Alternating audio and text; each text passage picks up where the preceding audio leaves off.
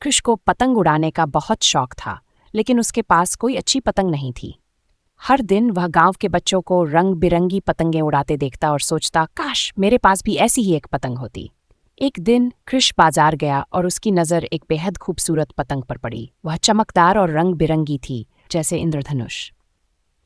कृष को वह पतंग बहुत पसंद आई, लेकिन जब उसने दाम पूछा तो पता चला कि वह बहुत महंगी थी। उदास होकर वह बाजार से निकल आया और नदी के किनारे जा बैठा। कृष पानी में कंकड़ फेंककर अपना मन बहलाने की कोशिश कर रहा था कि अचानक एक बूढ़े आदमी की आवाज आई। बेटा, तुम क्यों उदास हो?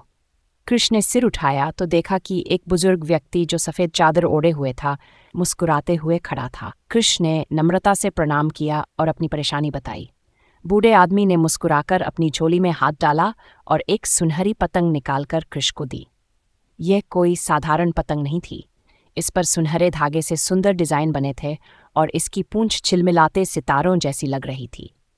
यह एक जादुई पतंग है, बूढ़े व्यक्ति ने कहा, लेकिन इसे हमेशा सच्चाई और भलाई के लिए ही इस्तेमाल करना। अगर तुमने इसे गलत इरादे से उड़ाया तो ये मुझ तक लौट आएगी। कृष खुशी से झूम उठा और धन्यवाद कहकर घर चला गया। अगले दिन जब उसने पतंग उड़ाई तो वह खुद ब खुद ऊपर उठने लगी। जब वह पतंग आसमान में उड़ती तो पूरा गांव खुश हो जाता। बच्चे हंसने लगते और हर तरफ रौनक छा जाती। कुछ दिनों बाद गांव में तेज गर्मी पड़ने लगी। नदी सूखने लगी, फसलें मुरझाने लगीं और लोग बारिश के लिए परेशान होने लगे। कृष ने सोचा कि शायद उसकी जादुई पतंग मदद कर सकती है। उसने पतंग आसमान में छोड़ी और दिल से प्रार्थना की, हमारे गांव पर कृपा करो और हमें बारिश दो। जैसे ही कृष की प्रार्थना पूरी हुई, पतंग चमकने लगी और आसमान में बादल घिर आए। कुछ ही देर में तेज बारिश होने लगी।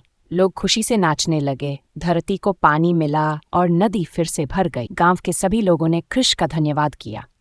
कृष ने मुस्कुराते हुए आकाश की ओर देखा और सोचा, सच्चाई और भलाई हमेशा जादू लाती है।